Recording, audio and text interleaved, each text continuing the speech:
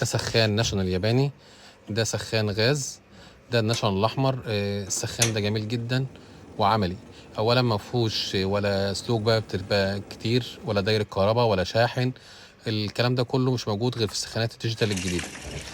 السخان ده زي نفس هو فكره هو نفس السخان الديجيتال، بس الفكره ان هو نظام شعل. ده السخان دي البدايه اللي انا بشغل منها، والاكره اللي في النص ده صيفي وشتوي، واللي على اليمين ديت بتاعه الميه. تقدر تظبط الميه لو ضغط الميه عندك ضعيف، بتبدا تجيبها على 1. ميه ضغط شديد بتبدا تفتحها على 5 كده، حسب ضغط الميه اللي عندك.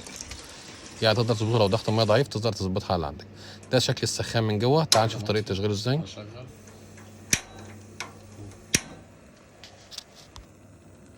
كده 15 ثانيه اهو. تمام. واول ما يسخن اسيب ايدي.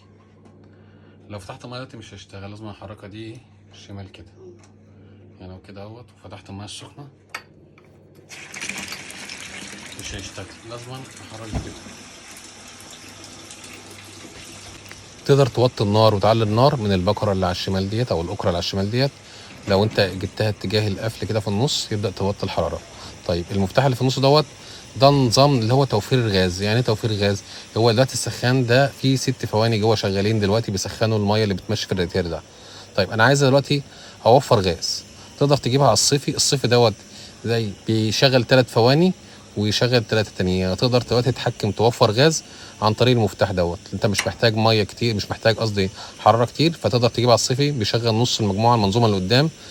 طيب انا عايز دلوقتي المجموعه كلها منظومه كلها وعايز حراره عاليه، بتقدر تجيب على الشتوي وتتحكم في المفتاح اللي على الشمال. يعني يمين صيفي، شمال شتوي، تقدر تتحكم بقى في الحراره اللي انت عايزها. طيب اهم حاجه عندنا الشعله تكون صغيره، ما تكونش عاليه، ما تطلعش نار هباب هيبوظ السخان منك بسرعه. فالشعله تكون